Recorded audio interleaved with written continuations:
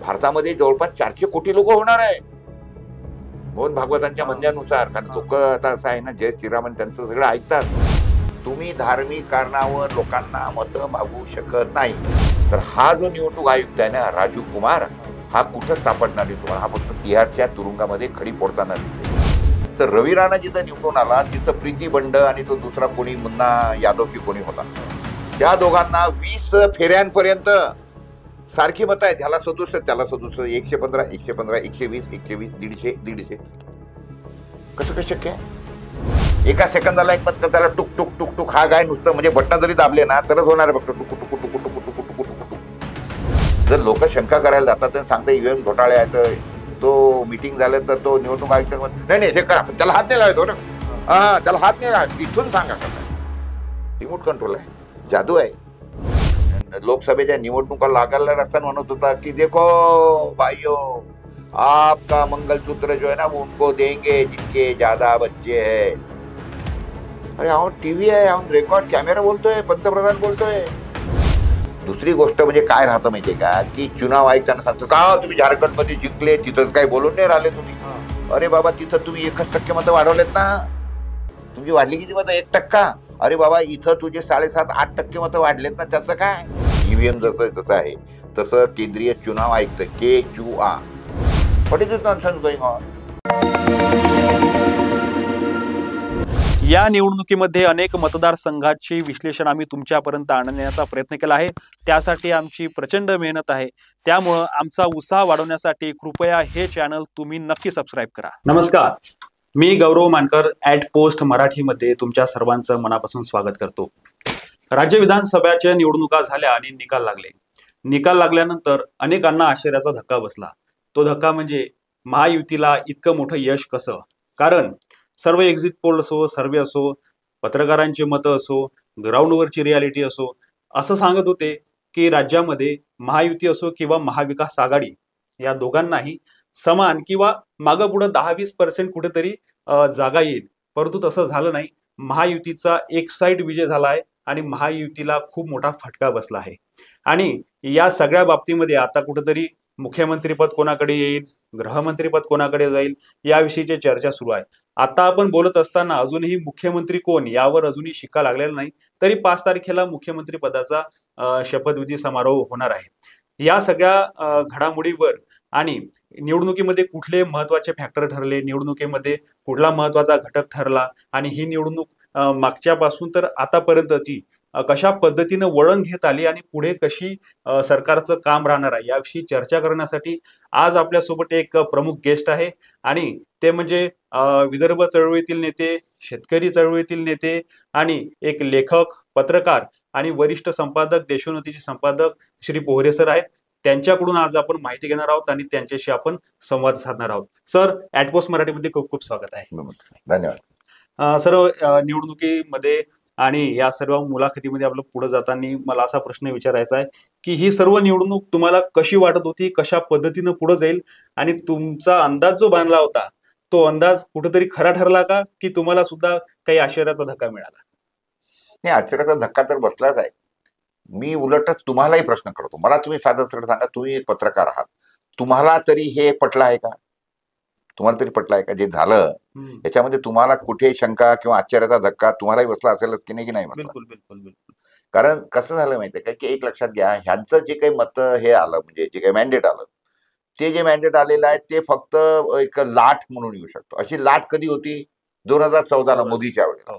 त्यावेळेस ती लाट जाणवत होती ना, जाणवत होती ना. म्हणजे मी स्वतः सुद्धा म्हणत होतो, नाही बाई बार मोदी का तो बस चमत्कार आहे, सब तरफ मोदी मोदी मोदी मध्ये मोदीमय होतो वातावरण.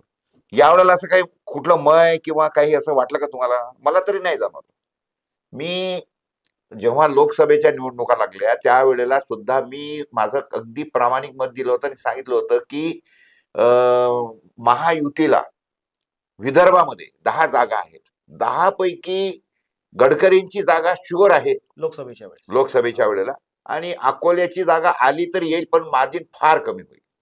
तसंच झालं. गडकरींच्या संदर्भात तेच म्हटलं होतं की त्यांचं मार्जिन फार कमी होईल. 2.5 लाखाचं गडकरींचं 2.25-3 लाखाचं काहीतरी मार्जिन होतं पहिल्या वेळेला, ते जवळपास 1.5 लाखावर आलं, निम्म्यावर आलं. अकोल्याचं जवळपास 2.65चं मार्जिन होतं त्याचा मुलगा उभा राहिला हम्म. आणि 2.65 वरून तो एकदम 35 वर आला. हम्म. आणि मी जसं सांगितलं तसंच झालं. 10 पैकी 2 सीटा आल्या. आणि महाराष्ट्रामध्ये मी यांना सरळ सांगितलं होतं की भाजप हे सिंगल आकडा क्रॉस करणार नाही. 9 जागा आल्या. 9 जागा आल्या करेक्ट. हो. एकाचाही फरक पडला नाही. कारण सगळं जाणवत होतं ना. आपण पत्रकार होता, फिरतो, लोकांशी बोलतो, चर्चा होतो, राज्यातलं जे काही वातावरण आहे, शेतकरी कसा नाराज आहे काय, हे सगळं दिसत होतं ना. हम्म. त्याच्यामुळे मी काही जे सांगितलं ते काही असं भाकीत वगैरे काही नव्हतं, पण जे दिसत होतं ते आपण बोललो. हो. तशाच पद्धतीने या निवडणुकीच्या वेळेला सुद्धा दिसत होतं ना. नंतर लाडकी बहीण वगैरे आली, त्याच्यामुळे असं वाटलं की याचा थोडा बहुत परिणाम होईल. परंतु सर असं 6 महिन्यामध्ये असं काय झालं? कारण तुम्ही राजकीय विश्लेषक आहात, तुम्ही अनेक मतं मांडली आहेत, अनेक मतं तुमचे खरे सुद्धा झालेले आहेत. यावेळीमध्ये असं म्हणजे 6 महिन्यामध्ये असा काय फरक झाला की वन साइडी हा निकाल लागलाय? तेच मला म्हणायचं आहे ना. असा कसा काय फरक पडलेला आहे? काय झालं असं चमत्कार झाला? केवळ लाडकी बहीण? काय शेतकऱ्यांच्या समस्या संपल्या? काय त्यांच्या शेतमालाला भाव मिळाला? काय बेरोजगारांना सर्व नोकऱ्या मिळाल्या? काही राज्याची परिस्थिती फार चांगली झाली? केवळ महिला समजा एक ज्या आहेत त्यातल्या, तर त्याच्यामध्ये एक लक्षात घ्या, महाराष्ट्रामध्ये जे काही वोटर्स आणि त्याचं पर्सेंटेज आहे ते जर बघता, जास्तीत जास्त यांना एक 10 लाख मतं वाढू शकली असती या लाडकी सगळ्या बहीण. याच्यामध्ये लाडक्या बहिणीमुळे. याच्यापेक्षा असं म्हणजे वाढलीत किती आणि ज्या पद्धतीने यांनी सगळ्या निवडून आलेले आहेत ते म्हणजे अगदी सुनामी सारखं झालं ना. हो. आणि असं कुठं सुनामी जाणवतच नव्हती. इव्हन भाजपच्या लोकांच्या साठी जेव्हा त्यांच्यासोबत जेव्हा मी बोलत होतो त्यावेळेला भाजपचे स्वतःचे लोक सुद्धा कॉन्फिडंट होते. ते आहे तर टप्पा होईल बा, नाही आम्ही करू, आमचा प्रयत्न चालू आहे, नाही येऊ तर आम्हीच निवडून. परंतु अशी लाट येईल, अशा पद्धतीने सर्वचे सर्व जातील, हे कुठं त्यांच्याही बोलण्याचं. आताही निवडून आल्यानंतरही ते कोमातच गेलेले आहेत. म्हणजे दोन्ही बाजूकडचे आश्चर्याचा धक्का आहे. हा प्रश्नच नाही. तुम्हीच बघा ना सगळे. आणि तसं जर होतं तर एक जल्लोष असतो विजयाचा. तुम्हाला कुठे जल्लोष दिसला? नाही. कुठं आता तरी महाराष्ट्रात कुठेतरी जल्लोष आहे का? त्याच्यानंतर निवडून आल्यानंतर जसं ते मोदी निवडून आले त्यावेळेला लाडू अमुक आणि तमुक काय होतं, यावेळेला काही नाही. असं अगदी असं काय म्हणतात त्याला, अगदी असं एक याच्यामध्ये अंडर प्रेशर मध्ये सर्वजण होते. निवडून आले तर असणं ते शक्य आहे, परंतु जे लोक निवडून आले ते सुद्धा अंडर प्रेशर मध्येच होते.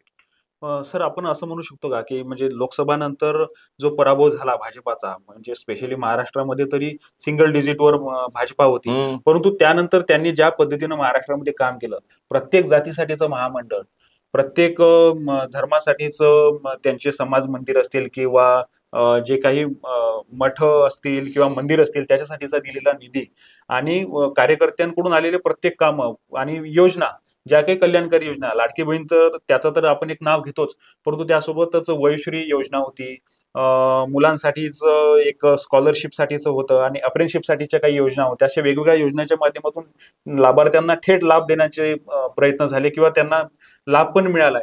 या योजनेचा काहीतरी म्हणजे हे होऊ शकतो का फायदा? या काय 2 महिन्याचा हा विषय होता. 2 महिन्यामध्ये त्यांनी हे काय जे काही नाटक करायचं ते केलं, त्यासाठी त्यांनी निवडणुका पुढे ढकलल्या. मात्र 2 महिन्यामध्ये एवढा चमत्कार नाही होऊ शकत.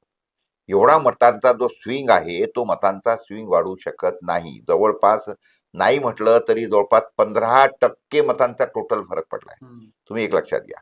आणि त्याच्यानंतर ह्यांनी जे मतदान वाढलं त्याचाही जरी आपण विचार केला किंवा त्या दिवशी जे काही मतांची टक्केवारी वाढली त्याचा विचार जर केला, हे सगळं संशयास्पद आहे. आणि तुम्ही एक लक्षात घ्या की जिथं जिथं डबल इंजिनचं सरकार आहे, म्हणजे ज्या राज्यामध्ये भाजपचं सरकार आहे, तिथं जेव्हा राज्याच्या निवडणुका होतात त्या राज्यामध्ये 7, 8, 9, 10, 12% मतं वाढतात, मतदान वाढतं आणि तिथेच फक्त निवडून येतात. झारखंडमध्ये का नाही झालं? तिथं जवळपास 1 ते 1.25% मतं वाढली. बाकीचे जे काही राज्य आहे जिथं भाजपचं सरकार नव्हतं तिथं ह्यांची मतं कशी कमी झाली? तिथं का नाही निवडून येते? कारण स्टेट मशिनरी हातात नाही. स्टेट मशिनरी जेव्हा ताब्यात नाही आहे तर त्यावेळेला सगळं मॅनेजमेंट करायला हे होतं ना. आणि जर स्टेट मशिनरी म्हणजे पोलीस यंत्रणा, सरकारी अधिकारी, निवडणूक अधिकारी, शेवटी हे काय असतात, सर्व सत्तेचे गुलाम असतात. त्याच्यामुळे जसं सत्ता सांगेल तसं आहे ना ऐकायचं असतं.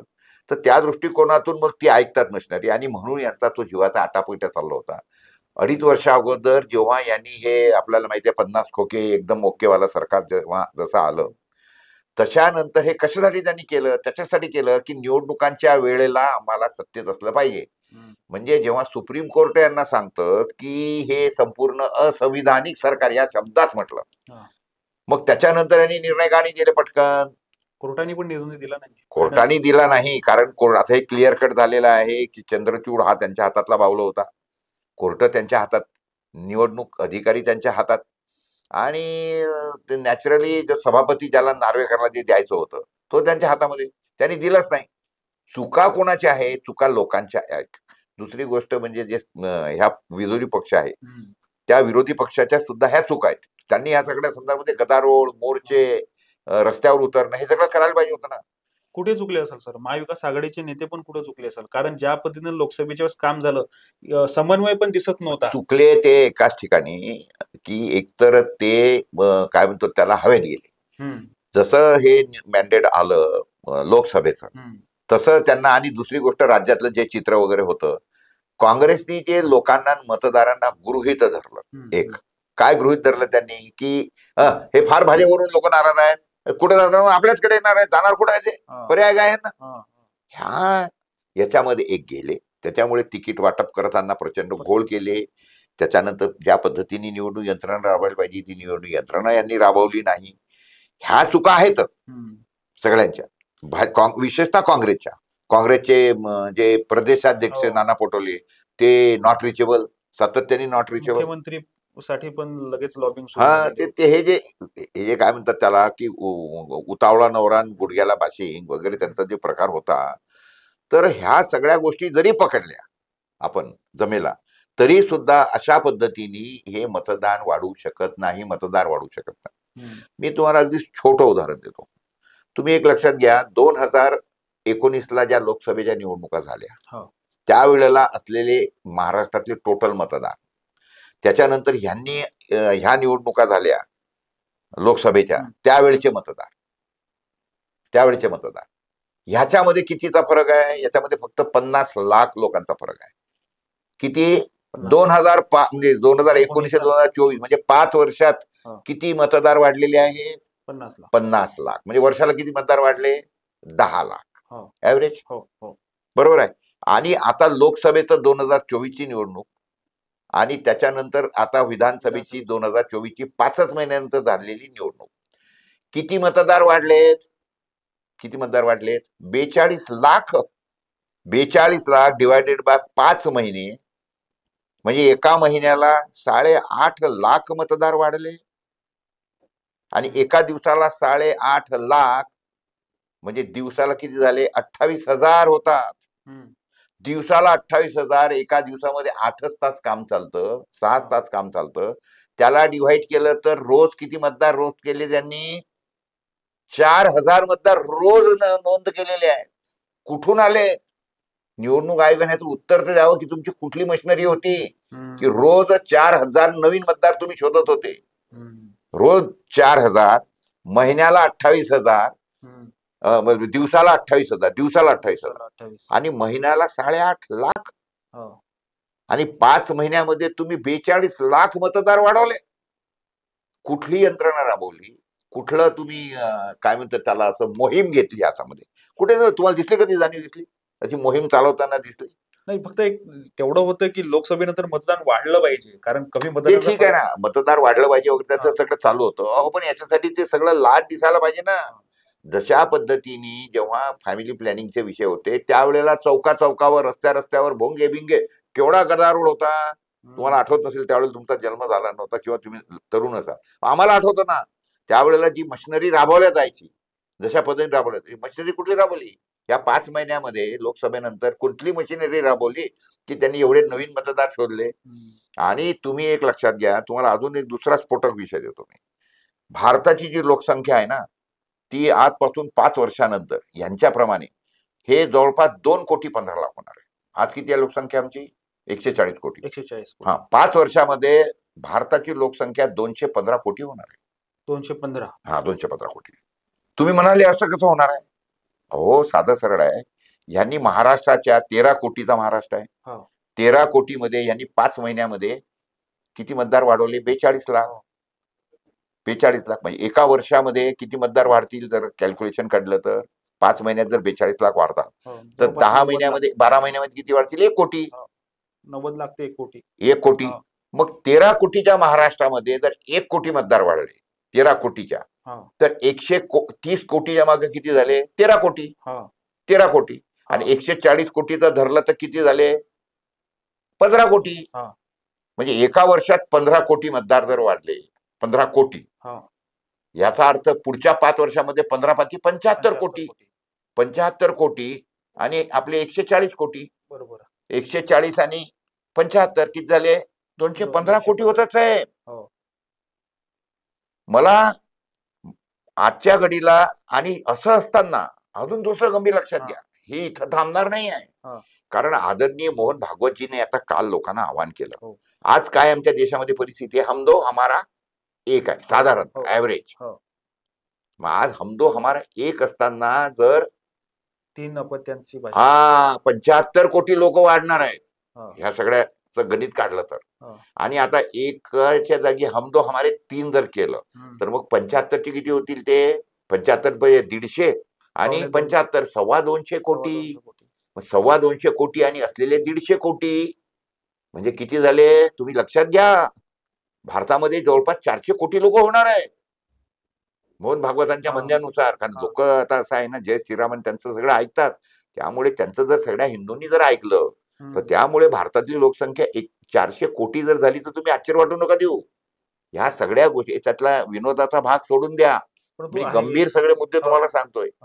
निवडणूक आयोगाने ह्याच्या सगळ्या संदर्भात उत्तर दिलं पाहिजे की तुम्ही एवढे मतदार नोंदवले कसे, कुठले नोंदवले, आलं लक्षात? की याच्यातली सगळे तुमचे नकली मतदार की सगळे कम्प्युटरचे ईव्हीएमनी तयार केलेले मतदार, हे त्यांनी सांगितलं पाहिजे.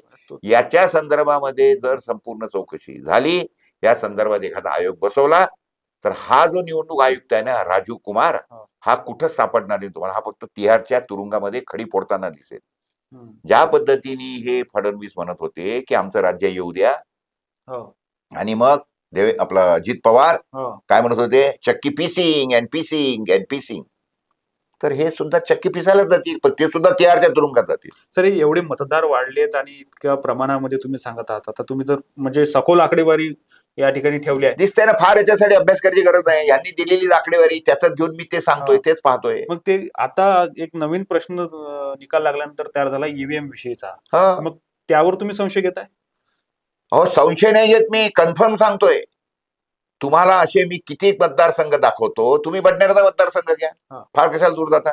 बडनेरामध्ये तो यावलकर तिथं तो निवडून आला, रवी राणा निवडून आला. तर रवी राणा जिथं निवडून आला तिथं प्रीती बंड आणि तो दुसरा कोणी मुन्ना यादव की कोणी होता, त्या दोघांना 20 फेऱ्यांपर्यंत सारखी मतं आहेत. ह्याला 67 त्याला 67, 115 115 120 120 150 150. कसं शक्य आहे? मोर्शी मतदारसंघ घ्या, त्याच्यामध्ये तो भुयार आणि अजून कोणी आहे दुसरा, यावलकर तर तो समजा निवडून आला, पण भुयार आणि दुसरा कोणीतरी ठाकरे आणि अजून तिसरा आहे तो कोणी मतदार तिथं, कराळे, गिरीश कराळे. तर त्यांनाही तसंच आहे. 75 75 80 80 90 90 150 150 110 110. आकडेवारी घ्या, माझी नाही, निवडणूक आयोगाचे सगळे वेबसाईटवर अवेलेबल आहे ना. उत्तर तर द्यावी निवडणूक आयोगाने की असे कसे सारखे मतं मिळू शकतात दोन माणसांना, एका मताचा फरक नाही आहे, एका मताचा फरक नाही आहे, उत्तर द्यावी यांनी. निवडणूक आयोग फक्त एवढं सांगतं की काहीच गडबड नाही. नाही, काही गडबड नाही, आम्ही मान्य करतो तुझं, पण माझं असं म्हणणं आहे की एक लक्षात घ्या, या मी केंद्र सरकारला या संदर्भात प्रश्न करतो. शेवटी राज्यात बसलेलं सरकार, देशात बसलेलं सरकार हे कुठलं सरकार आहे? जे जय श्रीराम म्हणतात, जय श्रीराम म्हणतात की नाही? अहो, पण मग ज्या जय श्रीरामाच्या पत्नीवर एकाने शंका व्यक्त केली, फक्त सामान्य माणसाने एकाने अग्निपरीक्षा द्यायला लावली ना, आणि त्याचं तुम्ही कौतुक करता, नाही अग्निपरीक्षा दिली स्थितीने. इथं ईव्हीएम वर लाखो, अहो कोट्यावधी लोक शंका घेऊन राहिले आहेत, रस्त्यावर उतरली आहेत लोक. मग तुम्ही लोकांच्या शंकांची उत्तरं द्या ना. जर लोक शंका करायला जातात आणि सांगता ईव्हीएम घोटाळे आहेत, तो मीटिंग झालं तर तो निवडणूक आयुक्त नाही हे करा, त्याला हात नाही लावायचो ना, त्याला हात नाही लावायचो, इथून सांगा कसं आहे. रिमोट कंट्रोल आहे, जादू आहे. तुम्ही सांगा ना की तुम्हाला पाहिजे 5 ईव्हीएम घ्या, याची ही किंमत आहे आमची खरेदीची, अलग लक्षात, त्याच्यावर एवढी जीएसटी लावून एवढ्यात घ्या, 15 20 25 हजार जो काय असेल तो 5 ईव्हीएम मशीन तुम्ही घ्या, त्याचे पैसे भरतील. आणि द्यायला तुम्ही त्यांच्या ताब्यात येईल म्हणजे टेम्प्रो इट. पण तुम्ही सांगणार नाही वो करो, तुम्हाला शंका करे त्याला हात नाही लावायचा, हात नाही लागा नाही का, काय आहे तमाशे लावलेले या सगळ्या गोष्टींमध्ये. तर हे सगळं जे आहे की नाही, माझं म्हणणं आहे की कर नाही तर याला डर असतो का? If you are very clear. आणि हा कोण मूर्ख आजच्या जमान्यात विश्वास ठेवेल? तुमच्या बँकेतलं खातं तुम्हाला न सांगता खाली होतं की नाही? खातं होतं ना तुमचं खाली, नाही होत? हॅकरनी हॅक केलं तर तुमचा हा मोबाईल बंद आहे, हा माझा मोबाईल बंद आहे, हा माझा मोबाईल, दोन्ही फोन बंद करतो. जो सायबर एक्सपर्ट होता त्याचं आम्ही हे ठेवलं एक दिवस आमच्याकडे, हे ठेवलं सायबर क्राईम कसे होतात. त्यांनी सांगितलं, त्यांनी म्हणे हा तुमचा मोबाईल बंद, त्यांनी माझा पूर्ण मोबाईल बंद करून टाकला, तुमचाही मोबाईल बंद करून टाकला, बंद करून टाकला, दोन्ही बंद आहे, टोटल डेड आहे. माझ्या मोबाईलवर तुम्हाला शिवाय पाठवला की तुम्ही फार नालायक, शहाणे, बेअक्कल वगैरे आहेत. आणि तुम्ही त्याच्यानंतर मोबाईल उघडला, घरी गेले, उघडला, चालू केला, पाहता तुमच्यामध्ये पोरेने आपल्याला अरे नालायक, बेवकूफ, काय काय काय काय शिवाय घातला, काय नाही लागेल. आपण त्या पाठवलं माझ्या मोबाईलवर आलाय, तुम्हाला नंबर दिसतोय ना. हे करून दाखवलं त्यांनी माझ्या समोर, हॅक करून दाखवला, हॅक करून दाखवला ना माझ्या समोर, बंद मोबाईल, बॅटरी काढून ठेवलेले, अजून काय पाहिजे तुम्हाला? बॅटरी काढून ठेवलेले दोन्ही मोबाईल त्यांनी त्याच्यामध्ये बाहेरून त्याच्या तिसऱ्या मोबाईल वरून मेसेज पाठवला माझ्या मोबाईलवर, आणि माझ्या मोबाईलवर तुम्हाला पाठवला. मग हे माझ्या समोर आहे. म्हणजे हॅक होऊ शकतं त्याच्यामध्ये? अरे हॅक नाही हो, हे कम्प्लिटली चिप आहे त्याच्यामध्ये, साधं सरळ. या संदर्भामध्ये तो एक सय्यद शुजा नावाचा मनुष्य आहे, त्याचं पूर्ण स्टिंग ऑपरेशन फालतू माणसाने केलंय का? कुणी केलं? आज तक सारख्या चॅनलनी, त्यांचं मुंबई तक म्हणून जे ब्रांच आहे त्यांनी केलं. It is available, it is available, ते पहा ना म्हणा. दुसरं तुम्ही मला साधं सरळ सांगा की ईव्हीएम हे पूर्ण दिवसभर वापरलेले ईव्हीएम, पूर्ण दिवसभर वापरलेला ईव्हीएम 99% चार्ज कसा आहे बा 3 दिवसानंतर तुम्ही उघडला तो? याविषयीच्या भरपूर शंका आणि शंका दिसत आहेत, ते ऑन रेकॉर्ड आहे. त्याच्यानंतर तुम्ही ईव्हीएमचे मशीन बदलतात का? नंबर कसे बदलतात? जो 17C वर, फॉर्म 17C वर जो नंबर टाकलेला आहे त्याच्याऐवजी दुसरी मशीन कशी येते?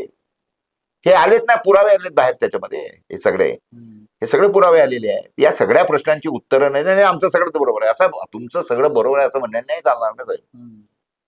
सर, आता ईव्हीएमचा तर मुद्दा आहेच, परंतु तुम्ही ज्या पद्धतीने आता म्हटले जय श्रीराम वरूनच महाराष्ट्रामध्ये पण अनेक अशा सभा झाल्या आणि त्याच्यामध्ये बटेंगे तो कटेंगे हा पण मुद्दा घेण्यात आला. कुठेतरी याचा पण काही प्रभाव झाला आहे? माझं म्हणणं आहे, चुनाव आयुक्त, याला काय म्हणतात, केंद्रीय चुनाव आयुक्त, म्हणजे शॉर्ट काय आहे, ईव्हीएम जसं तसं आहे तसं केंद्रीय चुनाव आयुक्त, केचुआ. हा केचुआ कुठं गेला होता? झोपला होता का?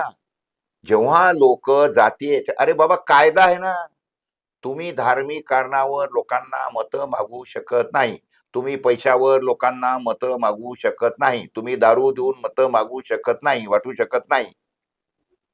मग हे तर पूर्ण जाहीर हे करत होते, वटेंगे तो कटेंगे, हिंदू मुसलमान, पंतप्रधान तर अगदी लोकसभेच्या निवडणुका लागायला असताना म्हणत होता की देखो भाइयों, आपका मंगलसूत्र जो है ना वो उनको देंगे जिनके ज्यादा बच्चे हैं. अरे आपण टीव्ही आहे, आपण रेकॉर्ड कॅमेरा बोलतोय, पंतप्रधान बोलतोय, हा हे बोलतायत, एक यांचा मुख्य स्टार प्रचारक बोलतोय, लोकांमध्ये सांगतोय जातीयवादी. त्याच्यानंतर तुमचे बाबा बुवा बारात फिरतात, त्यांनी जातीवादी प्रचार केला. हे सगळे पुरावे असताना का निवडणूक आयोगाने ऑब्जेक्शन नाही घेतलं? निवडणुकीत पैसा वाटता नाही येत. मग त्याच्यानंतर या निवडणुकांचं जेव्हा हे चालू म्हणजे हे होतं, म्हणजे वर्ष आहे नाही होतं, त्याच्यानंतर यांनी ऑगस्ट, सप्टेंबर, ऑक्टोबर 3 महिन्यामध्ये लाडक्या बहिणीला जे पैसे वाटले, निवडणुकांचं सावट सुरू झालं होतं ना. मग त्याच्यानंतर तुम्ही ऑक्टोबर आणि नोव्हेंबरचा पैसा ऍडव्हान्स मध्ये कसा दिला बाबा? कसा ऍडव्हान्स मध्ये पैसा दिला? तुमचं सरकार आहे तोपर्यंत तुम्ही दिले 3 महिने, पण त्याच्यानंतर तुमचं सरकार काळजीभाऊ झालं आणि त्याच्यानंतर मग निवडणुका जाहीर झाल्या. ऑक्टोबर नोव्हेंबर निवडणुका जाहीर झाल्या. मग त्या महिन्याचे पैसे जेव्हा तुम्ही ऍडव्हान्स पैसे आहेत ना ते, 7,500 एकूण पैसे दिले गेले. एकूण पैसे दिले गेले, 5 महिने पैसे गेले, त्यातले 2 महिने निवडणुकांचे होते आचारसंहिता ते धरून. हा. ते पैसे तुम्ही ऍडव्हान्स मध्ये दिले कसे? निवडणूक आयोगाने याच्यावर ऑब्जेक्शन का नाही घेतलं? What is it nonsense going on? राज्यामध्ये सरकार नाही आहे, काय म्हणतो त्याला, हे निवडणूक आयोग नाही आहे, राज्यामध्ये कायदा राहिलेला नाही आहे. संपूर्ण असंविधानिक सरकार राज्यात बसलेलं आहे, संपूर्ण असंविधानिक. ते निवडणुका घेत आहे. निवडणूक आयोग त्याच्याकडे मूकदर्शक म्हणून बघतो आहे आणि निवडणूक आयुक्त हा हिज मास्टर व्हाईस झाला आहे. सर, पण एवढं सगळं होऊनही अजूनही महाविकास आघाडीची स्वतंत्र एक बैठक पण झाली नाही. नाही, चालू आहे त्यांच्या मतदारांचे त्यांनी अजून आभार. आता ते असं आहे, सगळं राजकीय लोकांच्या त्यांच्या आहेत. मी ॲज ए मतदार त्यांनी काय केलं पाहिजे, काय नाही केलं पाहिजे, that is none of my business. आणि ती काही मी त्यांना सुचवू शकत नाही की मी त्यांना सुचवेल की पवार साहेब असं करा, आपल्याला काय घेणं देणं आलं. पण तुम्ही निवडणुका लढवल्यात, एक हे झालेले आहेत, तुम्ही एक जबाबदार विपक्षी पार्टी आहात, त्यामुळे त्या लोकांनी ह्या सगळ्या गोष्टी करायला पाहिजे, अगदी करायला पाहिजे. एक उदासीनता कुठेतरी दिसून येतात का विरोधकांमध्ये सुद्धा? आता असं आहे, ज्या पद्धती त्याच्यावर रिएक्शन व्हायला पाहिजे तशी झालेली नाही, हा पहिला मुद्दा. दुसरी गोष्ट म्हणजे काय राहतं माहितीये का, की चुनाव आयुक्तांना सांगतो का तुम्ही झारखंडमध्ये जिंकले, तिथं काही बोलून नाही राहिले तुम्ही. अरे बाबा, तिथं तुम्ही 1% मतं वाढवलेत ना, तुमची वाढली किती मतं? 1%. अरे बाबा, इथं तुझे 7.5-8% मतं वाढलेत ना, त्याचं काय? जिथं जिथं यांचं सरकार आहे, जिथं जिथं यांची 8, 8.5, 9, 10% मतं झाली, वाढली, मग ते गुजरात असो, ते मध्य प्रदेश असो, ते हरियाणा असो, इथली मतांची टक्केवारी वाढलेली पाहिजे निवडणूक आयोगाने. आणि जिथं टक्केवारी वाढली नाही, 1%च्या वर, 0.5%ची, एवढी नेहमी जेव्हा बॅलेटवर होतं तेव्हा सुद्धा एवढी वाढायची, एवढी वाढणारच आहे. परंतु जिथं एका म्हणजे अपेक्षेच्या बाहेर जेवढे मतदार वाढलेत की नाही, म्हणजे किती मतं वाढली आहे त्यांची टोटल मिळून, तर म्हणजे निवडणुकीच्या अगोदरला, म्हणजे याच्या अगोदर मतमोजणीच्या अगोदरच्या दिवशी यांनी 10 लाख मतं वाढवली. त्याच्या अगोदरही ह्याने किती मतं वाढवलेली आहे टोटल मिळून? काहीतरी 48,000 काहीतरी मतं वाढवली, 48 लाख मतं वाढवलेली आहे. मग ही 48 आणि ती अशी 60 लाख मतं ही जी काही वाढलेली आहेत, आलं लक्षात? तर ते डिव्हायडेड बाय झालेले मतदान केंद्र असलेले मतदान, हे डिव्हाइड करा. एका सेकंदाला एक मत येतं, एका सेकंदाला एक मत. त्याला टुक टुक टुक टुक हा काय नुसतं म्हणजे बटन जरी दाबले ना तरच होणार आहे, फक्त टुकू टुकू टुकू टुकू टुकू टुकू टुकू टुकू. काय सांग, यांनी प्रूव्ह करून जायचं ना की इतके लोक आतमध्ये त्या मतदार केंद्रामध्ये कसे उभे राहिले आणि इतकं रात्रीच कसं लोकांना जाग आली 6 वाजता, एवढे लोक गेले कसे, आणि इतक्या लोकांनी इतक्या कमी वेळामध्ये मतदान केलं कसं, आणि त्याचं फुटेज कुठं आहे? फुटेज नाही दाखवत. त्या सगळ्या याच्यामध्ये शंका आहेत. त्याच्यामुळे सध्याच्या घडीला भारतामध्ये काय म्हणतो त्याला, लोकशाहीचा, जी लोकशाही केवळ निवडणुकांवर अवलंबून असते किंवा निवडणुकांच्यामुळे होते, म्हणजे लोकशाहीचा पाया जो आहे, बेस कुठला आहे पहिले, तर ती आहे निवडणूक. लोकांनी लोकांसाठी लोकलेली हे, तर त्याच्यानंतर ती नाहीच आहे आता. हे म्हणजे मशिनांनी निवडलेली, सत्ताधारी पार्टीनी निवडलेली हे आहे. त्याच्यामुळे सध्या भारतामध्ये लोकशाहीचा खून झाला आहे. खुनी कोण आहे ते फक्त आपल्याला शोधून काढायचं, आणि तो खुनी निवडणूक आयोग आहे. सर, एक माझा आता शेवटचा तुम्हाला एक प्रश्न आहे, आणि आता आपण या इंटरव्ह्यू करते या घडीला जरी अजून तरी मुख्यमंत्री पदाचं अधिकृत नाव पुढे आलेलं नाही. भले 5 तारीख आपल्याला मुख्यमंत्री शपथविधीचा मुहूर्त ठरला आहे आणि आझाद मैदानावर स्वतः प्रधानमंत्री नरेंद्र मोदी येणार आहेत, आणि कुठेतरी एकनाथ शिंदे पण नाराज असल्याच्या बातम्या आहेत. काही खात्यांवरून रस्सीखेच सुरू आहे. अशामध्ये आता इतकं मोठं मॅन्डेट मिळून देखील अजूनही जर का सरकार बसत नसेल, तर याविषयी तुम्ही कसं बघता आणि तुम्हाला काय वाटतं, म्हणजे भाजप आश्चर्याचा धक्का देईल का मुख्यमंत्री पदाबाबत? ते नेहमी देत आलेली आहे. तुम्ही एक लक्षात घ्या, 2014ला सुद्धा यांनी धक्का दिला. 2014ला धक्का दिला ना. देवेंद्र फडणवीस आले कुठून? देवेंद्र फडणवीसचा संबंध काय मुख्यमंत्री पदाचा? ते कधी मंत्री होते का 2014ला? त्याच्या अगोदर कधी मंत्री बनले होते का साध्या कुठल्या तरी खात्याचे? नाही. महाराष्ट्राचा पहिला मुख्यमंत्री बनायचा मान कोणाचा होता भाजपच्या काळात 2014ला? तर तो होता गोपीनाथ मुंडेचा, कम्प्लिटली. बरोबर आहे. पण गोपीनाथ मुंडेच्या जे काही संशयास्पद मृत्यू झाला, एका याच्यामध्ये अपघातात मृत्यू झाला, संशयास्पद परिस्थितीत मृत्यू झाला, काय असेल ते आता तो वेगळा विषय चर्चेचा, त्याला बाजूला ठेवूया. परंतु असं झाल्यानंतर जेव्हा गोपीनाथ मुंडे गेले, त्याच्यानंतर मग मान कोणाचा होता बनायचा? नाव कुठलं होतं? एकनाथ खडसेचं. मग एकनाथ खडसेले बाजूला ठेवलं आणि अचानक फडणवीस साहेब आले. फडणवीसांचा संबंध काय? त्याच्यानंतर तुम्ही बघितलाय 2019 आलं. 2019 मध्ये कशावरून बिनसलं की बाबा 2.5 वर्ष आमचं, 2.5 वर्ष तुमचे, त्यांची मागणी होती. आणि तुमचं मुळात ठरलं काय होतं, जेव्हा भाजप शिवसेनेचं बोट धरलं बाळासाहेबांचं आणि जेव्हा महाराष्ट्रात आली त्यावेळेला त्यांचं ठरलं काय होतं की साहेब महाराष्ट्रात आपले शिवसेना तुम्ही बसणार, तुमचा मुख्यमंत्री, दिल्लीमध्ये आमचा पंतप्रधान, हे ठरलं होतं. ते ठरल्यानंतर जेव्हा यांनी हे केलं नाही, हे ऐकलं नाही 2014ला आणि स्वतःचाच मुख्यमंत्री बनवला. मग त्याच्यानंतर शिवसेनेनी धडा घेऊन मग 2019ला कंडिशन टाकली, नाही 2.5 वर्ष तुम्ही, 2.5 वर्ष आम्ही.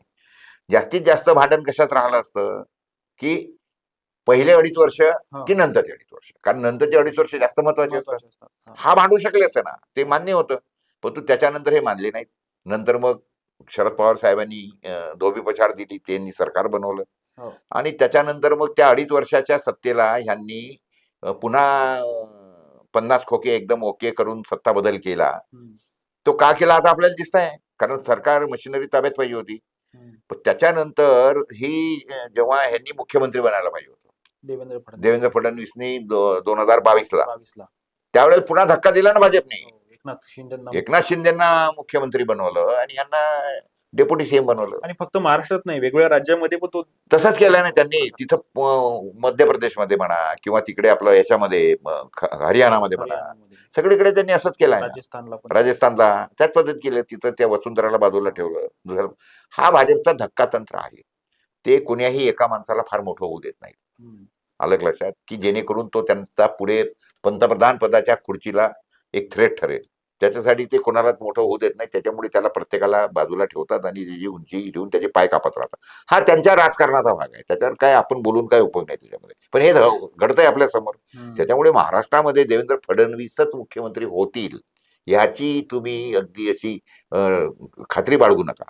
धक्का तंत्राप्रमाणे दुसरा कुठलाही मुख्यमंत्री होऊ शकतो. भाजपच्या याच्यामध्ये ते होऊ शकतो. देवेंद्र फडणवीसांना ते राज्याचं काय म्हणतो त्याला भाजपचा प्रदेशाध्यक्ष करू शकतात किंवा त्यांना दिल्लीत घेऊन जाऊ शकतात. देवेंद्र फडणवीस याच्या अगोदरही बोलत होते. आणि जो काही चाललाय गदारोळ, आणि एक लक्षात घ्या की शिंदे आणि अजित पवार हे आता फक्त कोण बोलताय, शिंदे बोलताय. अजित पवार गप्प आहेत, कारण त्यांना माहित आहे अजित पवारांना कशाला गरज आहे बोलायची, शिंदे साहेब करतायत. आणि शिंदेना टाळून आणि फडणवीस यांना अजित पवारांना टाळून राज्यात सरकार बनू शकतं का? बनू शकतं. 132 आणि 3 अपक्ष 135 ऑलरेडी यांच्याकडे आहेत. पुन्हा तिकडची 3 अपक्ष खेचू शकतात, त्याला काही लागत नाही. म्हणजे किती झाले यांच्याकडे? 138 झाले. 138 झाल्यानंतर राज्यपालाचं यांचंच आहे. राज्यपालाला सांगतील की बा आमच्याकडे we are the largest party आणि आम्ही प्रूव्ह करू. प्रूव्ह किती दिवसात करायचं असतं? ते 60 दिवसात करायचं आहे. हो, आज थोडे करायचं आहे. 2 महिन्याच्या अवधीमध्ये काही 2 महिन्या अवधीमध्ये हे प्रूव्ह करायचं आहे. तोपर्यंत तर खूप तोडाफोड होते. हो, 50 खोके एकदम ओकेच्या जागी 100 खोके एकदम पक्के असंही करू शकतात, त्यात काही नाही आहे. पण का नाहीत बनवत? कारण त्यांना माहिती आहे की शिंदे आणि अजित पवारांना सोडून जर सरकार बनवलं तर बिंग फुटेल की हे आम्ही कसे निवडून आलो, कसे झाले. आता काय झालेले आहेत, हे त्यांचे पार्टनर झालेले आहेत. पार्टनर इन पाप, पार्टनर इन काय म्हणतो त्याला, जे काही कारस्थान, पार्टनर इन कारस्थान हा शब्द चांगला आहे, परफेक्ट पाप म्हटल्यापेक्षा. कारण पाप वगैरे म्हटलं तर ते लगेच देवपूजा वगैरे येऊन जातात.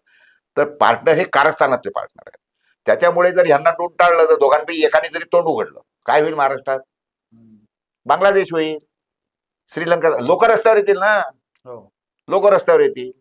आणि लोक रस्त्यावर आल्यानंतर हे कंट्रोल नाहीत करू शकत, कारण लोक ऑलरेडी खवळलेले आहेत. त्याच्यामुळे ते हे घेणार नाही. त्याच्यामुळे शिंदे साहेबही मुख्यमंत्री बनू शकतात. तुम्ही असं काही त्याच्याबद्दल असं समजू नका ते बनणार नाहीत. ते सुद्धा बनवू शकतात.